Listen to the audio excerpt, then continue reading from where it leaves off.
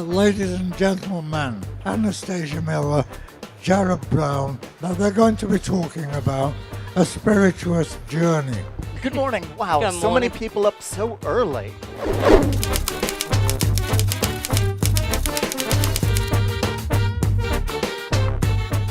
You'll notice on the cover it does say Book 1.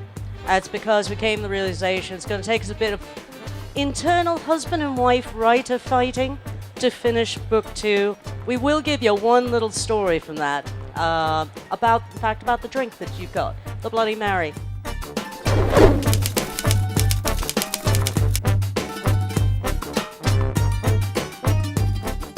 Another one of those ironies again. Fights over the Bloody Endless Mary. fights over the Bloody Mary business, and going over to Harry's New York bar and going, okay, come on, Alain, fess up. The first Bloody Mary really was just half vodka and half tomato juice. I almost got thrown out that night. And then a few weeks later, we come back and he goes, oh, no, you gotta come back. You gotta come downstairs. Look at this photograph. And it had a little sign. Try our collagen tomato juice There you go. cocktail. Number 75 in this particular edition. Half tomato juice, 1/6 sherry, 1/6 Leon Perrins, dash of Tabasco. So that was sherry in that one, which might sound a little odd. And of course, there's no Bloody Mary in this book. Everyone has looked. Yes. Did anyone turn to drink number 277 on page 85, called the Red Mary? Oh, the Red Mary, yes. The Red Mary in shaker, ice, 3 dashes lemon juice, 1 dash Worcestershire sauce, salt, cayenne pepper, 1 jigger of vodka. Fill with tomato juice, spelled with an E on the end, but we won't pick on them for that. Shake well, strain into a large tumbler. They hadn't quite figured out about tomato juice, that it's thixotropic, or a plastic colloid emulsion, and becomes that's that $64 word again, far isn't and it? far thinner as you shake it. So they didn't know to just roll it gently to keep the thickness in the tomato juice yet, but there's the recipe. I love to mix cocktails to jazz, to lounge. I think that both of those styles of music lend themselves to mixing. Shaking, on the other hand, you can go for something far more upbeat and raucous. We have been saying for years that Pete Petio, yes, was the man who invented the Bloody Mary. Dale DeGroff at one point insinuated it was possible that it was made with gin, because how the hell did vodka ever come around in the 1920s? Then a bunch of us started doubting that the Bloody Mary could have been invented in the 1920s, because how the hell did that happen? Okay, here is your cliffhanger for book number 2. Here's the real story as we have discovered it. Pete Petio was not an American. He was French. He was born in Paris in 1900. France was one of the few countries in the world that was regularly consuming tomato juice at the time. There were still a lot of people who believed it was deadly poison because the tomato plant, The love apple is the dangerous. tomato plant is a member of the nightshade family. Yeah. And the leaves are actually deadly poison. We all know that the New York bar was opened by Todd Sloan in 1911. We all know that Harry McElhone only worked there for one day, opening day, before he buggered back off to the US. 1920. Harry did not hire Pete Petio. Pete Petio just came walking in at the age of 20 and said, I want a job. My favorite music to mix cocktails to is rock and roll, I admit it. I like the feel of, being on stage behind the bar, and the shaking just gets so much better when there's a good bass beat. Was it vodka? Yes, it was, because an exiled Russian managed to escape from the October Revolution, went banging off to Paris. Well, guess what he brought with him? He brought a recipe, he had some money stashed away anyways, and he opened up a little distillery in 1918. And guess what he was stomping around wine-drinking Paris? Vodka.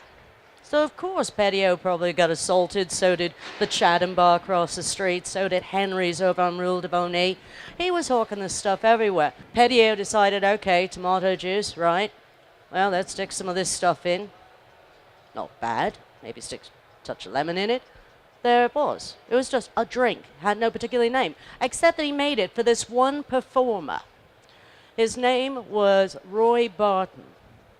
He was a composer, ragtime composer. He used to be down in Storyville in New Orleans. When Storyville was closed down in 1917, they all chucked their way up to Chicago. In Chicago, there was an area called the Levee. And this is where all the ladies of the night had their bawdy houses. And they caught the mayor, the governor, 2 Illinois senators, all in this one place. Well, a block away from there was probably the most famous ragtime saloon, and it was called the Bucket of Blood. And so Roy Barton said, well, we should call it Bloody Mary, because there was this lovely lady that used to work at the Bucket of Blood when I'd be playing. There's some great trends happening in the bar scene right now. The concept of the artisanal cocktail bar is spreading into nightclubs, something no one ever believed could happen.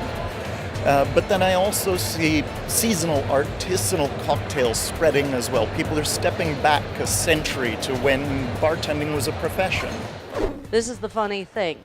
All these histories said, yeah, and it was named by Roy Barton, but they wouldn't say who it was. It took going down to New Orleans to go, who the hell was Roy Barton? Does anybody know? And someone just blurted out, ragtime composer, didn't you know that? Thing is, that means the Bloody Mary was invented in 1920.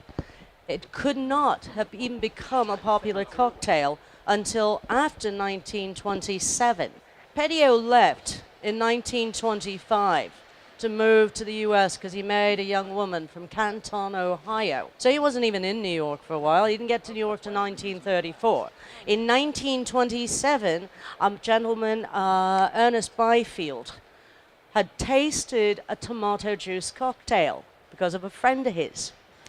And so he said, this stuff is really good. Maybe my dad and I should actually do this along with our hotels, and we have restaurant industrial packaging for food. Let's do tomato juice. 1927. 7 years later, Petio arrives, New York. Tomato juice is 7 years in, selling by the millions of gallons because people have discovered that it's really healthful for you when you have a bad cough or something. And then, just so happenly, another man arrives in 1934 in New York who just so happenly purchased the recipe from the gentleman in Paris who discovered he couldn't sell vodka in Paris. All ingredients arrived, 1934, King Cole Bar, the Bloody Mary. The biggest trend that I see in bartending is one that I have been waiting for, which is a lot less harebrained experimentation, a lot more back to foundations, solids, with variations for palate, a little innovation here and there, but let's stick to the basics, and I'm glad to see it happen.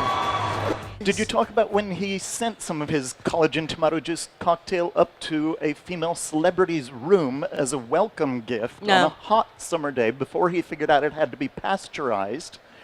2 jars of it set on the bathroom counter exploded.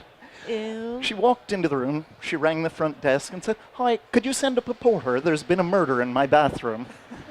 Pete Petio referred to Jessel's claim as untrue. He said, well, back then it was just vodka and tomato juice. He didn't say George Jessel came up with the combination of vodka and tomato juice, as so many people take that sentence to mean. It does not say that. It says back then it was just. Who put the two together? He does not say in that sentence. So Pete Petio does not give George Jessel credit for having invented the drink, as so many people say. Will you please get off the stage? It's time to say goodnight, Gracie. I'm so glad she didn't bring the hook today. That thing hurts.